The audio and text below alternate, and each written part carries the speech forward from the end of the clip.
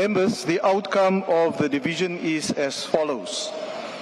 There were no abstentions, 182 voted against, and 194 voted in favor. You really want to summarize this correctly and factually. You can say 96% did not approve of the VAT proposal. Because that's what it was. 49 out of 51 did not approve the VAT proposal. So let's put it there. 96% of the people that made submissions did not support the VAT proposal. The MK party has threatened to bring the country to a standstill if Finance Minister Enoch Godongwana does indeed increase VAT when he delivers his budget speech. The Umkhonto weSizwe party is set to march to National Treasury offices in Pretoria. In fact, they're protesting against the proposed increase in value-added tax. Now, the Umkhonto weSizwe party in Gauteng will be marching against the proposed value-added tax increase this morning at the Pretoria Church Square. The committee has spoken, and I'm carrying that.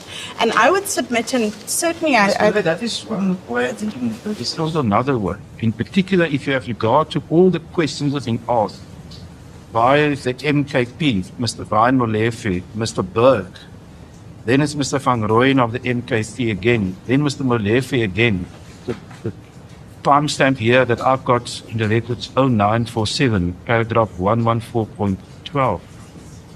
Mr. Molefe said that Mr. Beasley had stated as part of his motion that Action SA did not support VAT and asked whether that was part of what we have just adopted. So there is massive confusion. But why did the chair, as my limits just as indicated, so adamant and eager to adopt this? For what possible reason? Umkhonto weSizwe has decided to go to the streets throughout the country to raise concerns about the quality or the standard of living of people. We've seen the country is in a deep crisis. We've seen people can't afford to buy food. We've seen people buying contaminated food, and we've heard now the level of unemployment keeps on rising. 32%. If you talk about the wider definition, over 42% of South Africans, especially young people at 60%, they're unemployed in the country. So we felt that at the time when the budget is being presented, it is a unique opportunity for us to highlight to South Africans the need for government to take urgent steps, to take a different economic policy, and most importantly, of course, to register our objections to the decision by the Minister of Finance. Now I urge the MK party to submit a memorandum to two institutions. One is the National Treasury, the other one is the South African Reserve Bank. Firstly, to the National Treasury, we've got two issues with them. First issue with the National Treasury is that we're saying no to VAT. We're not interested in 0.5, in 0. Whatever. We just want zero VAT.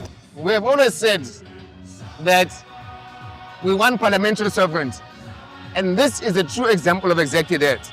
Because when it comes to the issue of that, the ANC, by virtue of their cabinet ministers, went and decided in their own corner that they want to increase VAT. That goes against the will of the people. It is known facts that the people in our country are jobless and already the cost of living is expensive. We are saying that we cannot participate in a process where we adopt VAT within the framework of a Roman Dutch law, which is exactly what happened in the adoption of the fiscal framework. So participating in that process alone, within the laws that don't represent us, which are Roman Dutch law, is exactly the problem that we're faced with, because the few make decisions for the majority, which is, from a democracy perspective, the will of the people. We are saying further that it should be the will of the people that should determine the decisions that are taken by parliamentarians. And in this case, it was clear from the beginning that the people in this country rejected, as we did, this so-called increment. But let's not forget a very important point. Under the Cyril Ramaphosa administration, VAT went up from 14 to 15%. already burdening our people who are jobless and who don't have, who can feed and fend for themselves. We have taken note of the fact that Minister Godongwana has withdrawn the 1% on VAT. We told Godongwana and Cyril Ramaphosa that we are going to declare a national shutdown. The last time we were here on the 10th of March, we made it very clear that if they don't stop this percentage, the 1% VAT, we're going to declare a national march. Now that they've heard that we are about to declare a national march on the VAT, they've now decided to withdraw the VAT. So this victory is a victory of all MK supporters, all MK members, and the broader South Africans who have joined MK when we call for them to bring the Pretoria streets to a standstill.